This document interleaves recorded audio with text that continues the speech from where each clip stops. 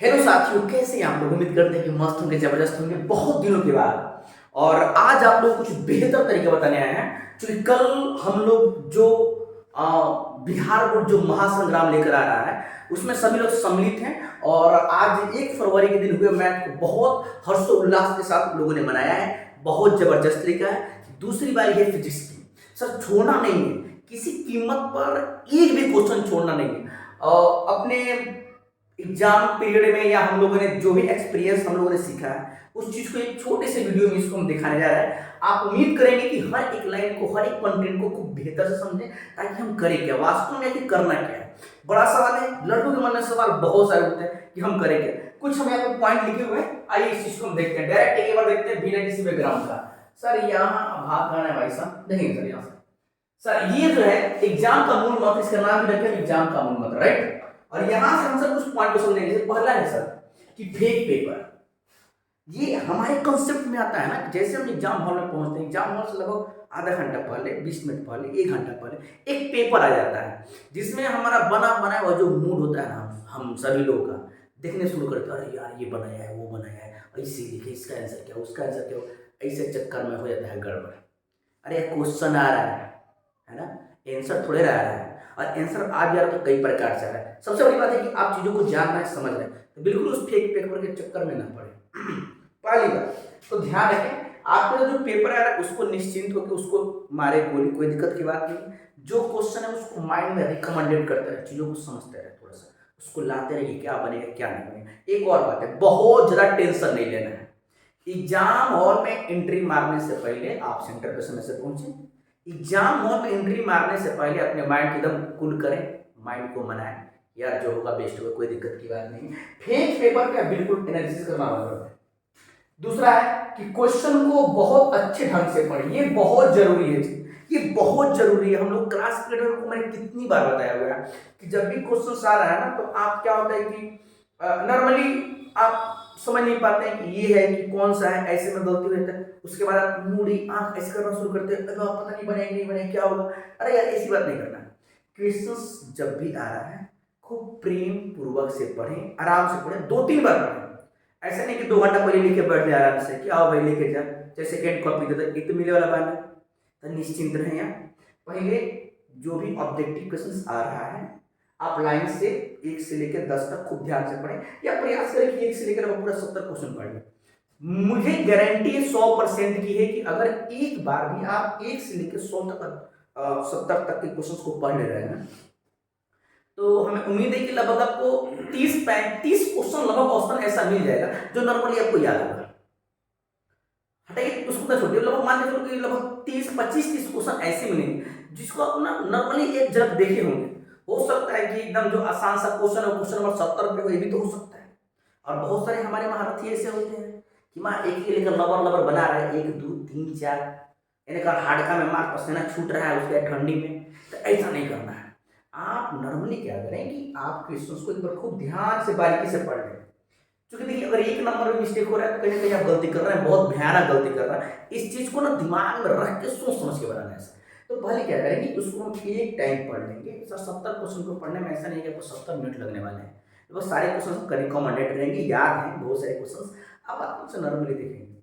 आपको ऐसा रहेगा क्वेश्चन नंबर 50 तक पहुंचते पहुंचते कि यार यहाँ तो हम कर ही लेंगे, लेकिन फिर भी हम कहेंगे पूरा पढ़ लेंगे। जिस क्वेश्चन में थोड़ा सा भी संकोच है सर, बिल्कुल उसको स्किप कीजिए, आगे बढ़िए। पहले आप काउंटिंग कर लीजिए 70 में क्या आप 30-35 क्वेश्चन अच्छे से बना पा रहे हैं कि नहीं। उसको आराम से उसमें टिक मार लीजिए अपने क्वेश्चन कॉपी में, क्वेश्चंस में।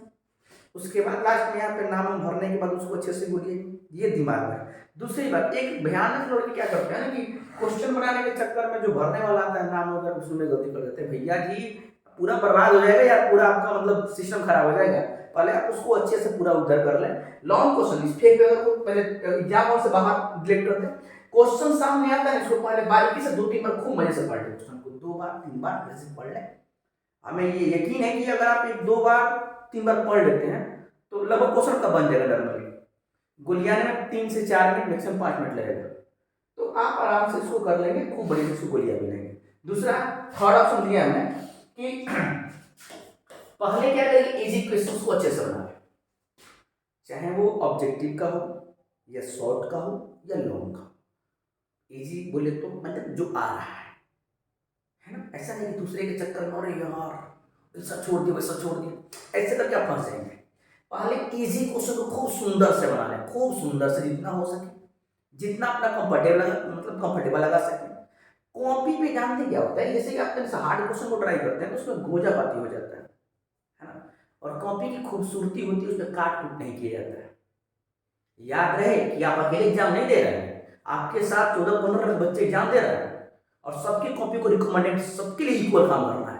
वही बच्चा वो भी क्वेश्चन लिख रहा है, वही बच्चा वही क्वेश्चन लिख रहा है, सारे बच्चे पूरा पूरा लिख रहे हैं, फिर भी पूरा पूरा मात्र योग आ रहा है। ये सोचने वाला बात है मेरे भाई, इज अ लॉजिकली सर इसको समझना मेरे प्यारे बच्चों कि जो भी पहले क्वेश्चन आ रहा है ना आसानी से आ रहा है।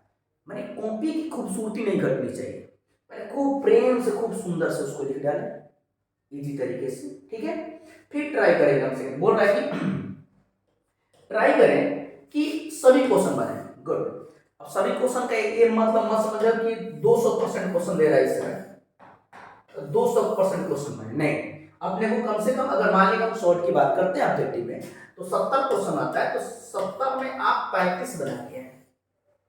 अगर 36वां नहीं आ रहा है, हवे नहीं खेला 36वां, तो छोड़ दो, क्या जरूरत है लेने से। वहां 30 मार्क खान बनने की जरूरत नहीं है मेरे भाई, मेरे रसगुल्लो। ध्यान डालो करना क्या है, नहीं तो दौड़ा जाओगे है ना। तो इधर अपने को 36 से कोई मतलब है नहीं, मतलब 35 है, 35 तक करो। अच्छा 35 तक का मतलब ये नहीं कि आप 36 क्वेश्चन नहीं करें, ये भी ध्यान रखें। आपने एक दो मान लो किसी बंदे को 1 2 3 नहीं आ रहा, नहीं आ रहा, हटाओ गोली मारो उधर। आप उधर 60 आ रहा है ना, 160 आ रहा है ना, 65 आ रहा है ना, जो आ रहा है उसको क्लियर करेंगे। इस बात का पूरा मन में ध्यान रखेंगे, बिल्कुल ये नहीं कि 135 तक बनाने में कुछ आगे पीछे गलती सलती कर देंगे तो दिक्कत होगा, राइट। तो है कि पहले इजी क्वेश्चन को अच्छे से बनाए, इससे एक फायदा होता है नहीं कॉपी की सुंदरता बढ़िया से बढ़ती है।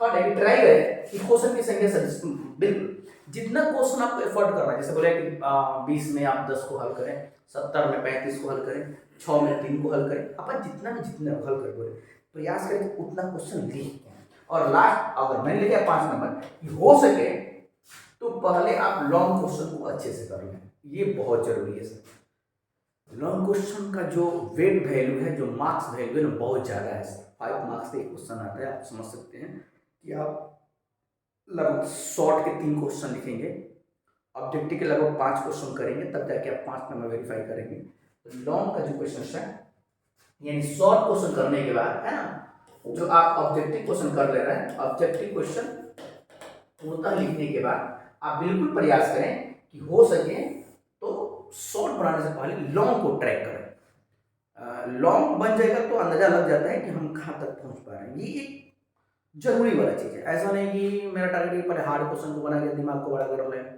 कॉपी को बर्बाद कर ले, ऐसी कोई मतलब नहीं। हो सके तो पहले लॉन्ग क्वेश्चन को ट्राई करें, नहीं तो कोई बात नहीं, शॉर्ट क्वेश्चन को खूब ध्यान से लिखें, मजे से लिखें, प्रयास करें कि कॉपी में काट कुट नहीं होना चाहिए, बहुत जरूरी है सर, ठीक ना। हम लोग नॉर्मली समझ पा रहे हैं कि बहुत जरूरी है, बहुत जरूरी है कि कॉपी में काट कुट नहीं होना चाहिए सर, कॉपी की सुंदरता है। इस बात को ना बहुत मन से समझे सर कि आप कर क्या रहे हैं और क्वेश्चन पूछ क्या रहे हैं। ऐसा है कि क्वेश्चन में कुछ नहीं बन पा रहा है, कुछ दिक्कतें आ रही हैं, तो सर टेंशन नहीं लेंगे।